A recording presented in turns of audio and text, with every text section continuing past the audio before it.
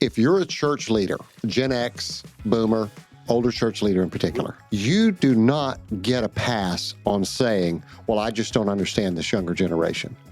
That's not acceptable. As a church leader, that is not acceptable.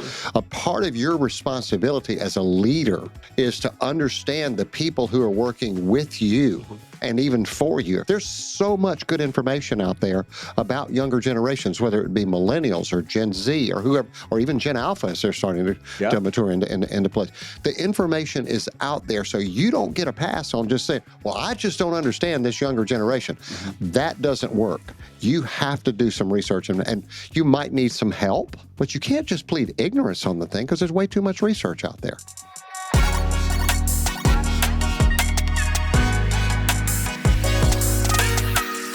Hello, church leader friends. Next Sunday podcast here. Jim Shepard with my amazing co-host, Frank Beeler, the man who asks all the questions, pokes all the buttons, and gets the conversation started every time. Every time we have a Next Sunday podcast. He is always ready. And I see you got that iPad propped open today. Propped, ready to go. I got too many questions. We won't even be able to get to all these questions. Well, in our last podcast, you went unscripted. I did. With the first question and the last question. The last one, you sort of said, I've got a zinger for you. We've never even talked about this. And I'm like, I got scared there for a minute, right?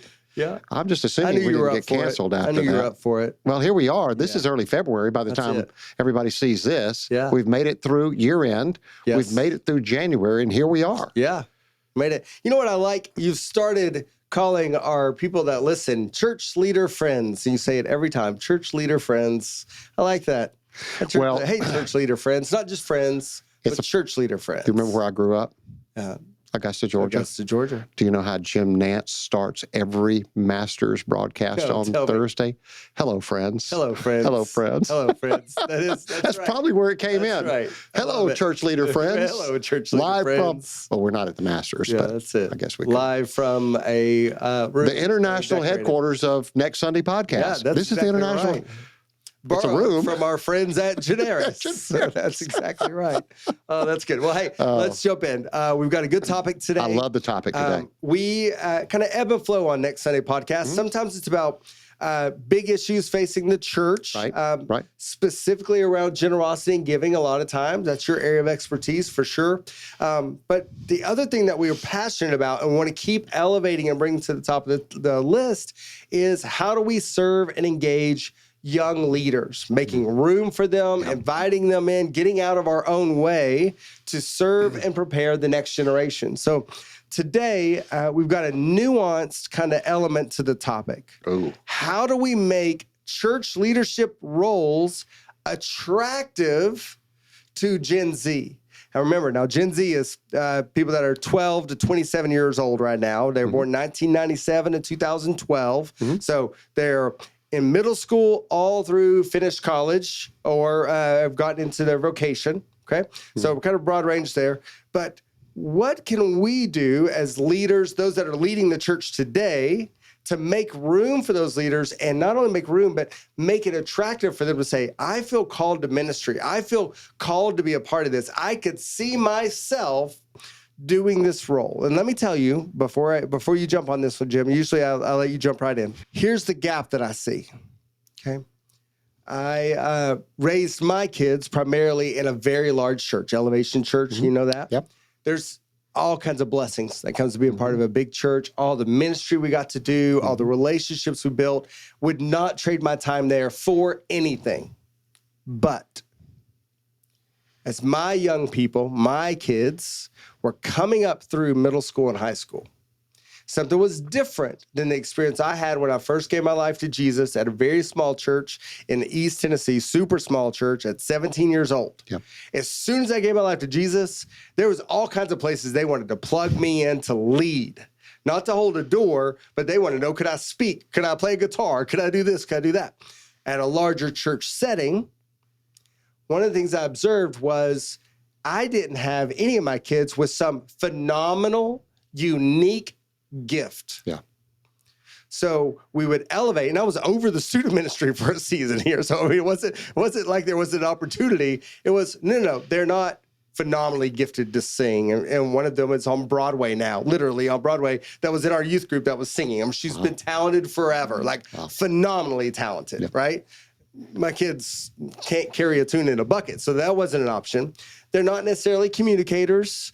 They may have given a testimony or ran a game. You know, they had opportunities to serve and lead. But what I'm seeing is that small churches, if done right, actually have more opportunities to make room for young leaders to step up at times if they get out of their own way. Big churches have to be very intentional. So they throw out an internship program, and that gets them 30. But they've got hundreds and hundreds and hundreds. How do we make room for people to go, oh, I could see myself in this role, when oftentimes when you watch The Voice, okay, you watch the TV show The Voice, they talk about growing up and singing in the church. Yep. And yet now, for many churches, there's not room for that. Or we bring the adults over to do that now because we want a level of excellence. So in the name of excellence, we've eliminated room for a lot of young leaders to cut their teeth. And so now I'm seeing another generation come through.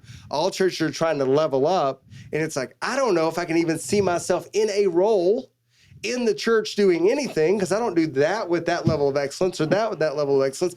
I don't know where I fit. So today, that's what I hope to address. That is an awesome topic. That's an awesome topic. Yeah. By the way, in my church, a couple of times a year, we feature the high school worship band in our main service. And I look up there and watch them play, and I was like, why are they not up there all the time? They're amazing. Man. They can crush.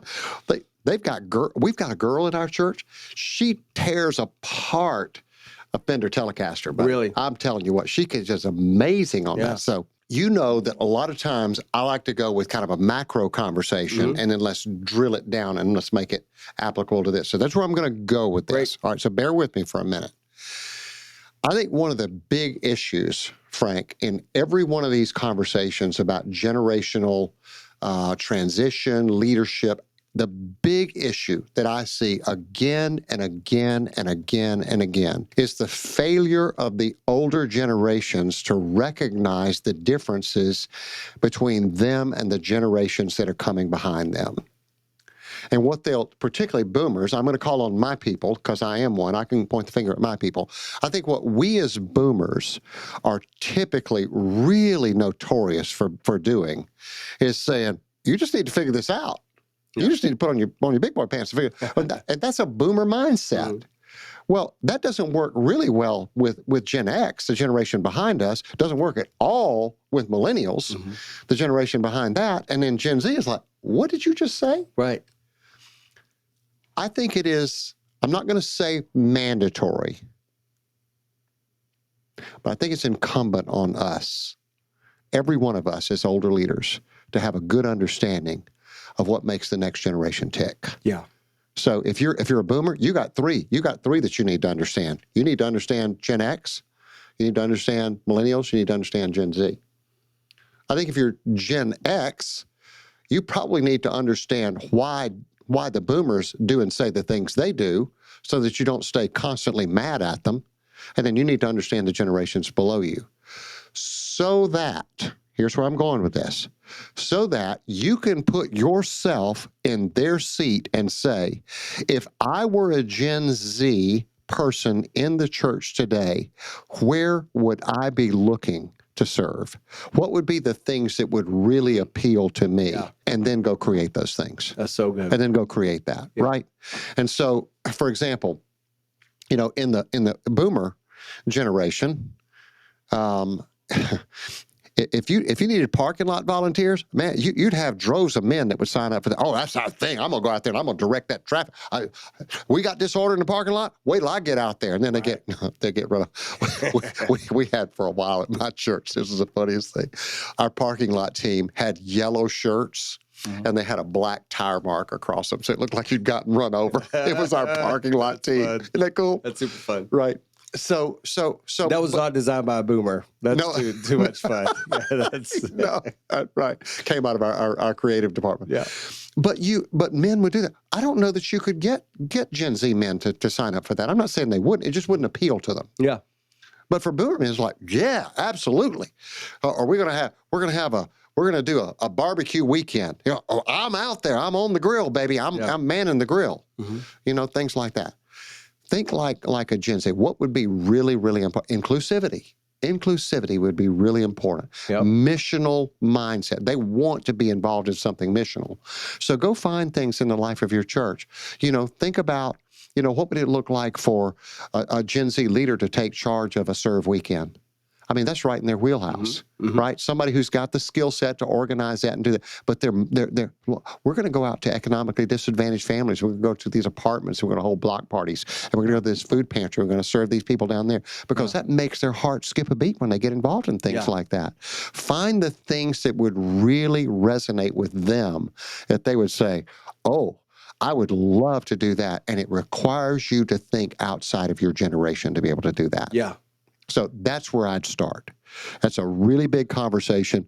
Most churches are not having that conversation at this point. And so what sets in is what I call generational amnesia, right? So the people that I know that are boomers, they've forgotten, they think they know, but they've forgotten what it was like to be a 26-year-old. Yeah. I mean, let's just take in the area that we usually talk about in terms of giving. I was like, bro, you didn't have any money at 26, so stop talking about the 26-year-olds that don't give. It's nice that you can give today, but you've got your kids out of the house. You paid your mortgage off at your house. Your daughters are all married, so you don't have any more weddings coming. You got to anticipate that, bro. I'm just telling you. You got one of those coming. You got to set aside money for that. I mean, you don't have any obligation. You got the margin of your life. Of course, you're a really good giver. At 26, you weren't that. Shut up. Yeah. So there's this generational amnesia, and we've forgotten what it means, what it's like to live at that. And so if we could go back, and then now these 26-year-olds, they have a slightly different mindset than we had when we were 26-year-olds. It's 26 years old. So try to understand that and all the complexities that entails. So the way I see that practically playing out is in leadership teams, when you're planning events and activities, building an org chart of who's going to do what, okay? But making room on the org chart for those young leaders to fill that spot and not go, well, we'll just lump that under this or that, kind of divide it up generationally, recognize how people are wired and where people may find joy. Could be a great opportunity to do that, to go, let's make an org chart that's generationally, and I'm talking about org chart for executing an event or an activity or something like that, to go, okay, well, we know that we can get these things knocked out, these logistics things, but doing this part, this could really resonate. And I do recommend, just a quick aside, as we're talking more about generational work, Tim Elmore is a really good leader who has done some great work on understanding different generations inside your organization. He wrote a book a couple of years ago called A New Kind of Diversity. And it was all about generations and understanding the different wirings, things like that. So I just recommend, we've got to be intentional. This isn't going to happen organically. We may have that one person anecdotally that somebody took under their wing and kept close and did that. And there's room for mentoring. We've discussed that before. But organizationally, we're asking the question, how do we make room for young leaders to come in, want to be a part of things, and to thrive inside of what we're offering? So if we're looking around and going, well, we have young people that attend our church, they're around somewhere, but when we do this activity, none of them are engaging with this. The question would be, why? It could be the one leading that is not inviting that or doing that. Right. I'm reminded back to our guest services director at Elevation, a volunteer role, had built a new system in the distribution of volunteers for greeting, just for opening doors and maybe part of parking or something like that. And so they would get their volunteers in. Young people would sign up. It was like an entry-level volunteer position. We'd have people of all different ages, all the way down to middle school, that could volunteer to serve in our church somewhere, and that was one of the places you could volunteer to serve. They would sign up in pairs, and they would distribute them to separate doors. And so next thing you know, there was somebody that didn't ask for this assignment to be with this person that doesn't look like them, talk like them, or think like them. So you've got a 60-some-year-old and an 18-year-old together that don't know each other, and this is like super wonky. It's like, well, put those two together. Be intentional. And so sometimes if you look at your different areas of programming and ministry, if you're like, I don't understand why younger people aren't signing up for this mission trip, or they're not signing up for this project, or this part that what we do, the question and first thing you should look at is go, well, how did we structure it? Did we make room for them? Who is leading that, and why are they not appealing to a younger generation? What is wrong with our messaging? What is it about what we're talking about and the way we're presenting it that's not attracting young leaders to be a part of it? Once again, I'm assuming you have some young leaders in your church. I'm just saying, if they're not engaging with certain things, there's a reason why, and it's not just because it's their fault and they're lazy or they don't want to try. No. There's something else to this story. So I love that, Frank. And I said, what I'm thinking here as you're going through all that, I'm just thinking this thought. If you're a church leader, Gen X, Boomer, older church leader in particular, you do not get a pass on saying, well, I just don't understand this younger generation. That's not acceptable. As a church leader, that is not acceptable. A part of your responsibility as a leader is to understand the people who are working with you and even for you, if they're direct reports in your organization.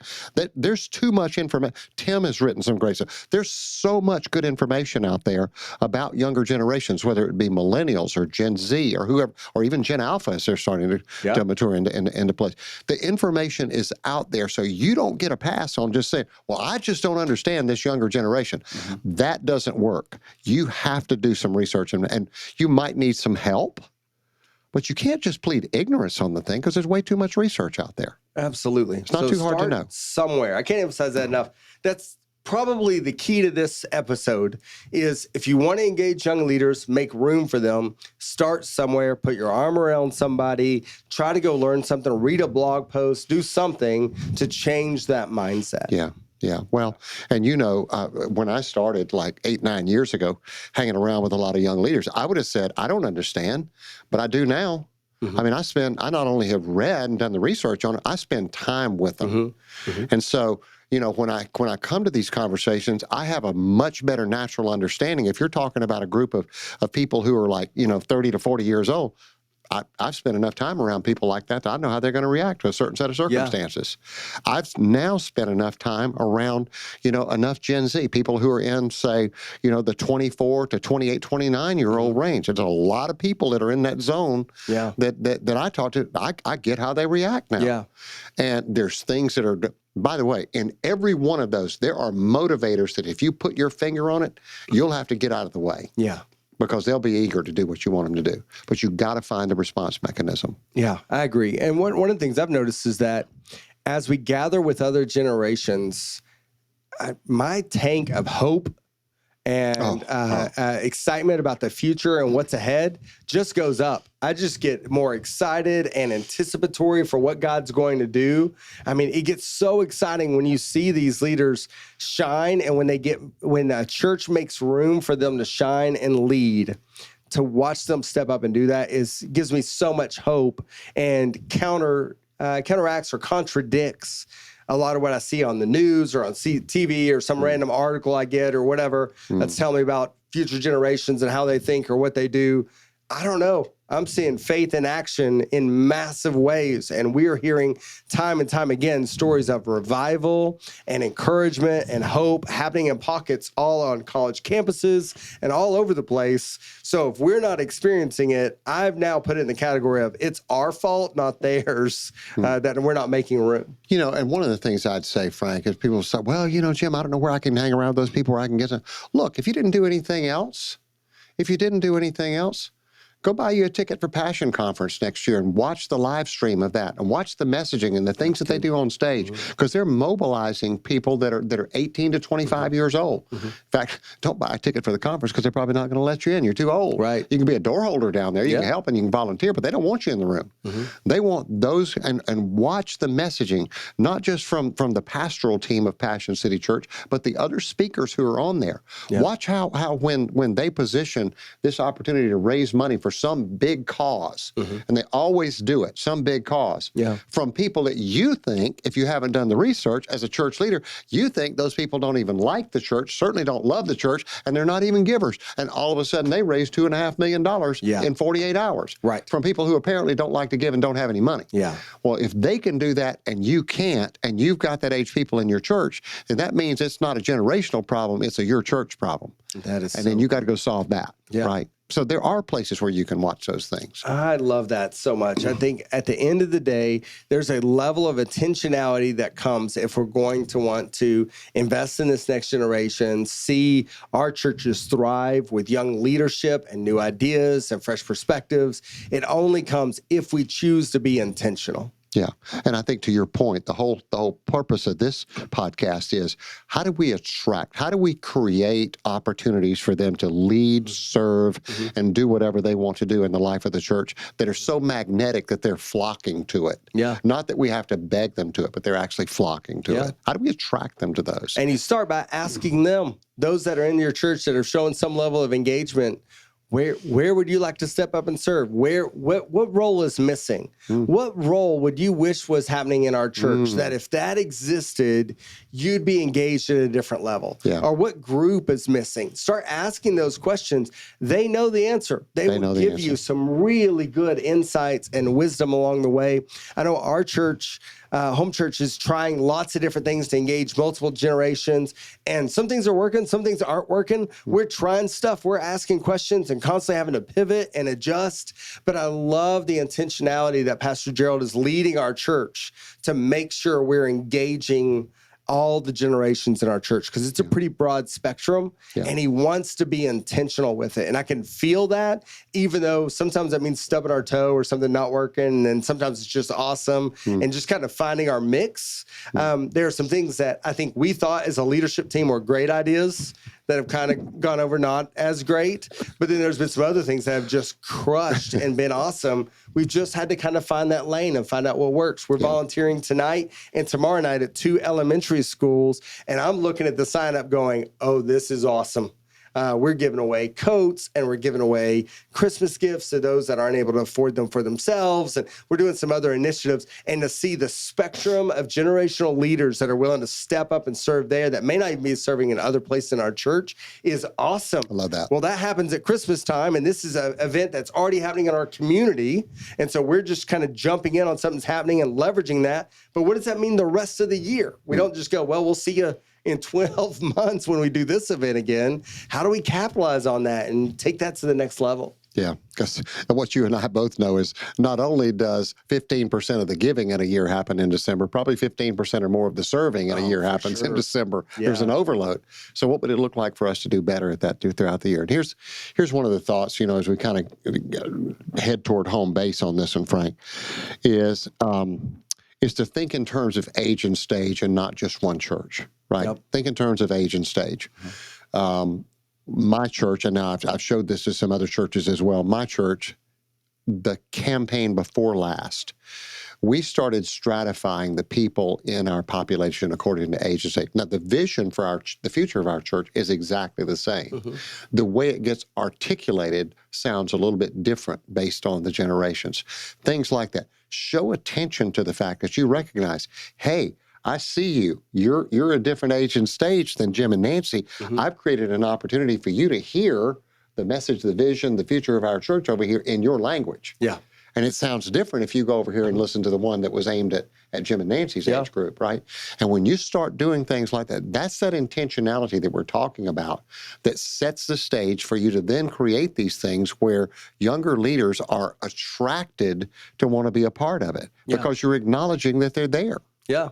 Jim, I know this is a random aside, but just kind of interesting. You and I have a mutual friend in Josh Burnett at Church.tech. Yeah. They have a tool inside of their Church.tech platform now that you can take a message or a transcript of one of your messages and saying, just upload it and say, how could this have resonated more with Generation Z, Generation Y? And it will give you key points where you were talking to a different generation in the way that you spoke, different age and stage. You spoke right over or right under this generation, depending on where you were speaking. So cool. And it just points out just some of the things like, oh, I didn't even think, that's what I said. And so I highly recommend taking a sermon that you've already preached, not one that you're getting ready to change, and go, this is what I said. Where did I hit the mark and not hit the mark? Wow. Where would the little flags be? It's not writing your sermon for you. It's just letting you know. You may not realize, but you were speaking to all the boomers in the room when you use this illustration. Nobody else got it. In fact, it drives me a little crazy. I have this little pet peeve that we will get up on Sunday morning and have preachers own an illustration at the beginning. If you're below this age, you won't get this illustration. And it gets a laugh out of all the older people.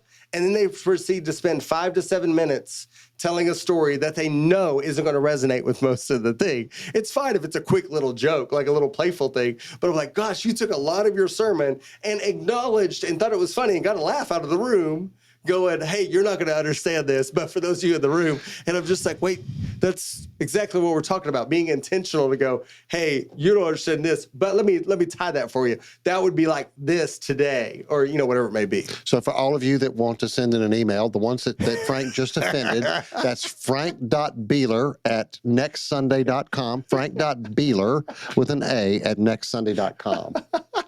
I'm just trying to be honest. I'm just trying to. But it is true. Truth, I mean, right? think about this, Frank. I mean, we're off here to the side, but I think it's a great point because it's generational and it's everything. Every moment in that service is precious. That's why we have the PCOs. I mean, you know how churches fight for every minute on that PCO. Yeah. The pastor's got his 35 minutes or whatever it is allocated, and here he is taking 6 minutes of it for something that 2/3 of the people in the room are like, You just have to be mindful. I have no idea who the Beav is. Yeah. Leave it to Beaver. Yeah. Wally. Yeah, I have no idea. June they Cleaver. think Wally is a robot from Pixar. Exactly. What are you talking about? Not leave it to Beaver. And so I just think we need to be, at the end of the day, all I'm saying is that we have to be intentional if we want to attract young leaders, if we want to make room for them to serve and make ministry attractive for them, to want to step in and take your shoes or step into your shoes and take it to the next level. We've got to make it attractive. And oftentimes we are doing things intentionally or unintentionally to speak to other generations. And I think we need just a measure of intentionality, a little more effort on making sure that our messaging and our writing or invitation for events and activities, even down to bring your family to this activity we're doing. Mm-hmm. What if I'm not married? I don't have kids yet. That's right. That's right. It's just copy for an Instagram post. No, it matters. Mm-hmm. We have to be very intentional to make sure that we're trying to include. And it may mean 2 separate posts, one for this group, one for this group. That's fine, but we've got to be intentional about it. And so I think unless we're intentional about it, we are going to continue to see most churches continuing to age and get older and older and complain about it along the way. And I think here's what I'd say too, Frank. If you're trying to create these leadership roles, these things that Gen Z would want to do, whether they be volunteer leadership or, outside the church leader, whatever these type leadership roles are, if you're a big enough church, you probably have some Gen Z people on your staff. Get them in the room and ask them the question. Yeah. Well, hey, what would it look like for us to create this? Would this go over well with Gen Z, or do we need to think differently about that? And if you're a smaller church and you don't have Gen Z, you probably have some in your church, and just convene them into a room and use them as your advisory panel. Hey, how do we go about being the kind of church that is providing the right kind of opportunities for people in this age range? We're not. All of us in senior leadership, we're between 49 and 62 years old. We don't know what that's like. Yeah. You do. Help us to understand it so we as a church can frame this better and create these kinds of leadership and serving opportunities for Gen Z that'll cause them to want to come. Not for us to beg them to come, but cause them to want to come and serve. It's attractive. Attractive. Ministry should be Magnet. attractive. That's exactly right. Yeah. Jim, you're a magnet. You're polarizing. But the one thing about Gen Z, tell me. The one thing about Gen Z, and I'm not saying they should because it's different. Okay. But they don't know how to write in cursive. Some don't. Many don't. I would say many don't. And you know what? If I had a keyboard back when I was a kid, I would have turned down cursive writing too. It's like, hey, Mrs. Smith, why do I need to learn that? I got this keyboard right here. I don't need to learn that. That's exactly I do hear that a lot from my boomer friends. It's like, hey man, they don't even know how to write in cursive. I was like, that's a problem. That's going to get in the way. That's going to cause some issues down the road. I was like, where's that going to show up other than their signature? Like literally, that's the only time that shows up. And now I'm pretty sure you can just do first initial, squiggly line, last initial, squiggly line. And that's all you got to do to sign anything anyway. So, well, yeah, it's not even that big deal. You don't even have to do Well, that's kind of like knowing that the square of the two angles and the square of the hypotenuse are equal. Yeah. And I've not used that since then. In fact, I don't even know that I've recalled it until just this moment. Yeah. But you had to learn that growing up. You had to. Hadn't gotten in the way of me getting on the next Sunday podcast. Next Sunday. It did not cause a problem with that. It did not. It did not. I made it here. That. Guys, we just want to serve you. We hope you found this really helpful today. We'll continue to try to create great content. I'll continue to ask good questions from a great leader named Jim Shepard, and we'll all benefit from it. Until next time, have a great day. Next Sunday.